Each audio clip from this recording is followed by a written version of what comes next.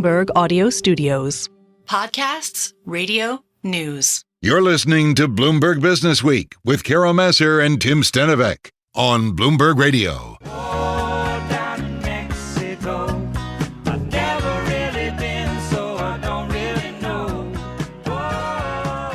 They're telling us that we can start talking now. Paul's telling us, but who doesn't want to listen to Little James Taylor? And who doesn't want to just go to Mexico? Yeah, I've been that there is true. many times. I've been there too, and you know what? It probably doesn't surprise any of you that it's regularly the top destination for Americans who travel abroad. In 2022, which is the most recent year that data is available from the International Trade Administration's National Travel and Tourism Office here in the U.S., outbound travelers from the U.S. to Mexico increased 17% from 2021. Still, though, that was only about 84% of the level in 2019 pre-pandemic. Well, no doubt about it. Tourism, of course, incredibly important to Mexico. According to the OECD, it accounted for 8% of national GDP and 5.8% of the total workforce in 2019, which was, of course, the year before the pandemic, which is why it's an important metric to point out. Jose Carlos Azacarraga is CEO of Grupo Posadas, which operates more than 200 hotels in Mexico and the Dominican Republic. More than 30,000 rooms spread across those different properties. Jose Carlos joins us from Miami. How are you? Hi, how are you? Pretty good to be here. Yeah, we're doing pretty. I mean, we'd rather be on vacation in Mexico, I'll be honest with you. But hey, getting to talk to you is pretty good as well. Hey, how's business right now? Actually, we're doing pretty good. We're happy of what has happened since the pandemic. We are definitely doing much, much better. I heard what you said, but especially on our company, that's not the case. Right now, we're about 30% above what we were pre-pandemic. So we're doing better. We're growing. We're very happy with what we are. And yes, the U.S. market has a lot to do with exactly what's happening in Mexico. No? How much is the U.S. market, Jose, that ultimately are at your various locations? Yeah, it really depends on the location, but if you look at the leisure resorts, the Cancun, Los Cabos, Puerto Vallarta, it's regularly more than 70 or 75% of the people come from the U.S. Out of the, let's say, 85% that are international, most of them are from the U.S. You know, it's interesting. We have a colleague here. I'm not gonna mention him. Okay. But Carol and I have been to Mexico many times. But for some reason, for safety purposes, he refuses to go to the country on vacation. He avoids the country. And I'm wondering, and there have been in the past State Department warnings against American travelers traveling there. And I'm wondering to what extent you think about that with guests coming from the United States, because there have been reports of kidnappings. There have been reports in some of those resort areas that you mentioned of crime, mostly of petty crime, especially in recent months. How are you watching that, and how does that affect your business?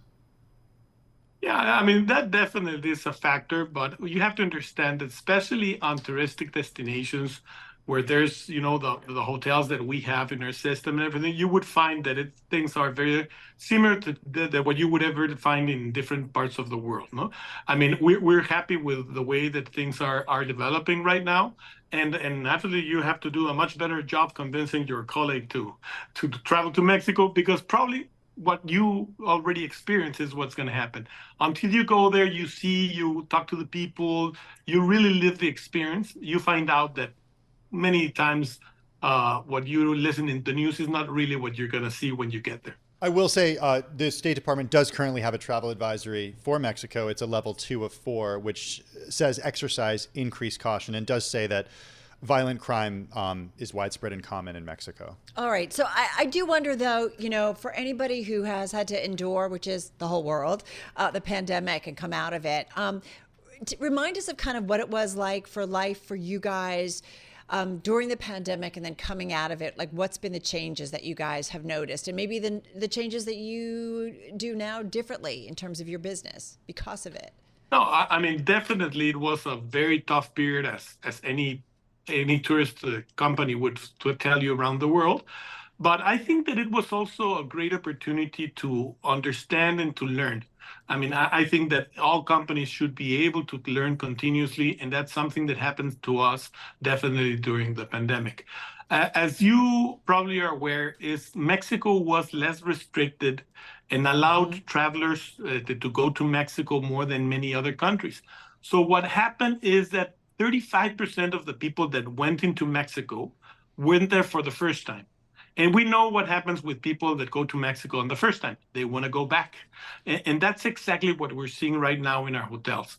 People that got to know Mexico recently, and they're very happy with their experience, and definitely they're coming back. But I'm sure that there are lessons of resilience, of flexibility. Obviously, we learn how to adjust our service, our operations, to really think about what gives value to the customer, and how can we provide a better experience for them. And obviously the market changed. I mean, it's not only on the tourism side. I think that it was pretty much all across, where you start looking at people that are wanting to live experiences, not necessarily to buy things. And when you talk about experiences, many times what you see is, I want to travel. I want to spend time with my friends, my family. I want to go. I mean, even if I went on a business trip, I want to have an opportunity to get to know the city, to live gastronomy, to have a chance to really focus on yourselves. And I think that that's something that has happened in the market, and definitely it's something that we will continue looking into the future. You have brands that really run the gamut. You got brands like Live Aqua, Grand Fiesta Americana, IOH, Fiesta Inn, Gamma, One, just to name a few of them. So the brands run the gamut. I'm wondering where you're seeing within the spectrum of demographics, you're seeing sort of the most opportunity. Is it the higher end traveler? Is it the young family? Where are you seeing the most opportunity right now? Yeah. As you were saying, I mean, we have 8 brands. We're pretty much scattered from economy hotels all the way to luxury hotels, and from city hotels all the way to business to resort hotels. So we're pretty much all over. And I would say that the growth is pretty much in general, but I would point out 2 things that are happening. First of all, it has to do with resorts and luxury.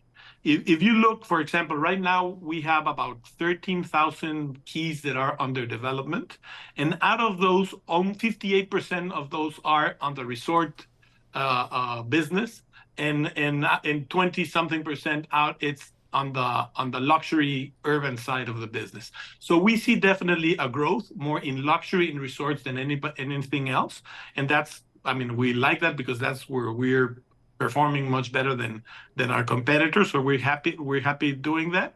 But I also see the second factor, which is nearshoring. No, I mean, you start finding out that a lot of the business going into Mexico as investment, that produces the interest of many hotel companies to develop hotels, because at the end of the day, that creates a supply and demand for a hotel business.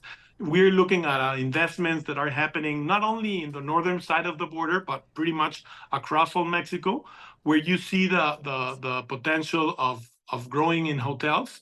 And so honestly, it was pretty much all over, although we're much more focused right now on luxury and resort business. Hey, listen, you obviously look for growth, you look to expand and stuff. How are you doing that specifically, whether it's through the REIT market? And I'm also curious about, international investors, the interest, and how the higher rate environment has impacted you, certainly the higher rate environment here in the United States. Yeah. Something that we changed in our company. Then again, we've been in business for 60 years, and something that we recently, I would say 15 years from since then, we changed, is that we have becoming a much more an asset light type of company. When we not necessarily invest in hotels by itself. Usually those are owned by third parties investors. Some of them domestic, meaning Mexicans investors, and some international, also U.S. investors. And what we're trying to create is, that Posadas business invests in people, in technology, in our brands, in distribution channels, in everywhere that we can, that we know that we add value. I've always thought that it's important for companies to really understand what they do better than others and what you're really good at. And in our case, it's that. It's really the side of the selling and commercial platform and the operational side of the business. So we're looking into bringing obviously people from different parts of the world to invest in Mexico in hotels. And yes, I know that interest rates are high right now, but the truth is that the hotel business is a very long term. You always have to go through different cycles. So it's a matter of, I would guess, a few years, which is not much in the cycle of a hotel. To start investing, and it has a lot to do with what's also happening in the market, which is growing. Jose Carlos, we got to leave it there. Jose Carlos Azacarraga, CEO of Grupo Posadas, joining us from Miami.